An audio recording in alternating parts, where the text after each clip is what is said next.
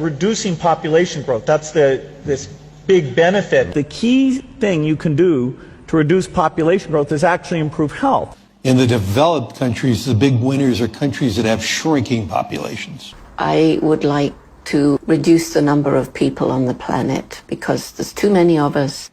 When we invest in clean energy and electric vehicles and reduce population, Wait.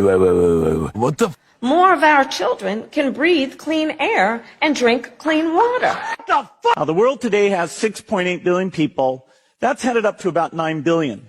Now, if we do a really great job on new vaccines, healthcare, reproductive health services, we could lower that. We're taking things that are, genetically modified organisms, and we're injecting them in little kids' arms. We just shoot them right into the vein. What the? So in the next 5 to 10 years, for the next pandemic, we'll solve all those problems. You say the next pandemic, there will be another pandemic. Absolutely. We don't know when. History teaches us that the next pandemic is a matter of when, not if.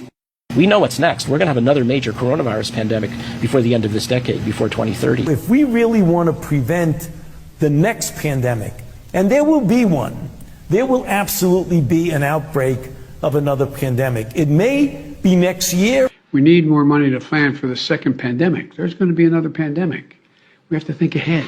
We definitively will have to face other surprises, black swans, as they are called, maybe different kinds of viruses. But also there will be a surprise outbreak. Most of the work we're going to do to be ready for pandemic 2, I call this pandemic 1. We just need to mess around. The EPA recently approved an experimental use permit to Oxitec, a biotech company funded by the Bill and Melinda Gates Foundation. In an effort to fight malaria, Oxitec will soon release millions of genetically modified mosquitoes in various U.S. states. Programs are being developed to allow human immunization via mosquito bite. It was Science magazine that coined the phrase, flying syringes. Just then, by sheer coincidence.